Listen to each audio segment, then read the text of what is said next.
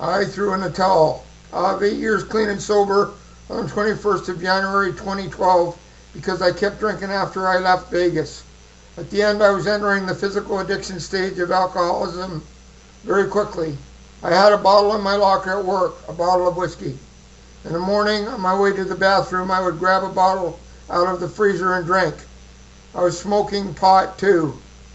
Vancouver has good bud. I would take the train to Surrey Central and score a gram right on the platform and be back on the same train before it started moving again. $20. I went into the hospital for a surgery. I had a pre-surgery interview. The nurse asked about my drinking. Do you drink? Yes. How much? How often and how much? I cut it in half and she still raised her eyebrows. I told her, I guess I'm an alcoholic, but I don't really care.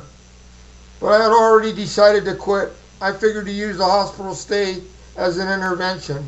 A little girl came to visit me after my surgery, maybe 22 years old. I've been flagged as a substance abuse case. This girl is a social worker. I figure, what can this little girl know about life? We talk a bit, and she leaves me some pamphlets and literature about AA and whatnot. When I got out of the hospital, I had about 6 days. I had time, a little bit of precious time. I went to AA meetings. I took my first cake.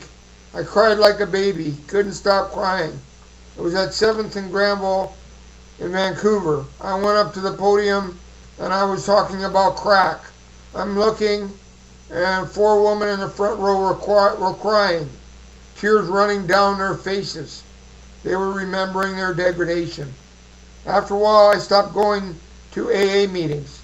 I drifted away. I was more concerned with myself at the time than what I could contribute to other people.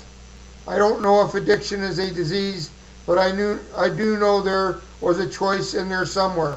Otherwise, how did I ever stop? How I stopped? I could see my future coming up fast, and I didn't want it. Not that. I had my fun, and then it wasn't fun anymore. It isn't fun when you have to do it. More than anything, I just outgrew it. When they warehouse career criminals, a lot of times they just settle down when they hit their late 40s and early 50s. Chemical changes in the brain. I would still be using if it wasn't for the medication I take for bipolar. That stuff saved my life. Finally, I'm a strong person. I had to be to survive my weaknesses.